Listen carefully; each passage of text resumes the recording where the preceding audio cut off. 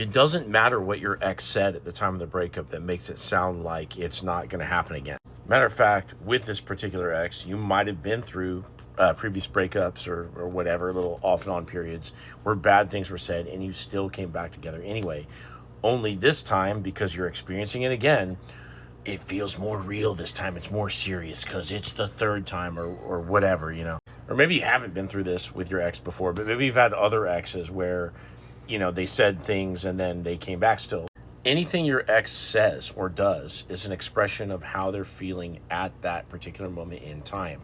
There is no fixed moment in time where you can just sort of like assign like a permanent, you know, standing between you and your ex based on this one particular way that they felt in time and apply that from, you know, the time of the breakup all the way forward into the future. So that way, you know, when you see them in the nursing home at 90 years old and you both went off and started whole entire separate families and had entire different grandchildren, when they finally see you in that nursing home, they're like, hey, just so you know, I don't have feeling. I love you, but I'm not in love with you. You're like, cool story at like 90 years old, you know? So see the wisdom in this idea that feelings are temporary. And when people say things at the time of the breakup, they're just simply expressing how they feel in that moment. So when you hear, hey, we're just two different people, we're not compatible, I need to go work on myself, I don't love you anymore, we're never getting back together, I'm done for good, blah, blah, blah. Cool.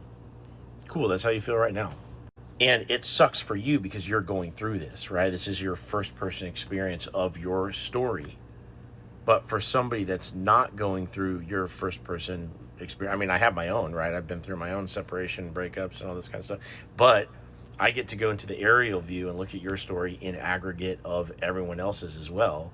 And I can tell you that whatever your ex says to you at the time of the breakup is not going to be their permanent feelings in relation to you. Reality is like this big giant cauldron, okay? You're making a soup. You know, as you're doing things in reality, you're adding little ingredients into the soup, and the soup is going to taste like whatever ingredients you put into it. Any action that you take in reality is going to influence your standing with your ex. It's kind of like the game Skyrim, if you think about it. You know, Skyrim is this sandbox role-playing game where you can literally go and play around in the sandbox and literally go talk to anybody or do anything, and the quest line follows your little character, whatever actions you take in the world. Reality is the exact same way. Right now, I can drown myself in this little hot tub. I can go jump in the bushes. I can throw my phone on the ground and break it right now. I can do anything, right? I can stop this video right here and just end it. I can do whatever I want, and you can too in relation to your ex. But if you want to get them back, you would be wise to start learning the principles of attraction. So if you want my help with this process, click into my profile, click this link, set up a call with me, tell me your story. I'll give you a step-by-step plan to get your ex back, just like I have with hundreds of other people.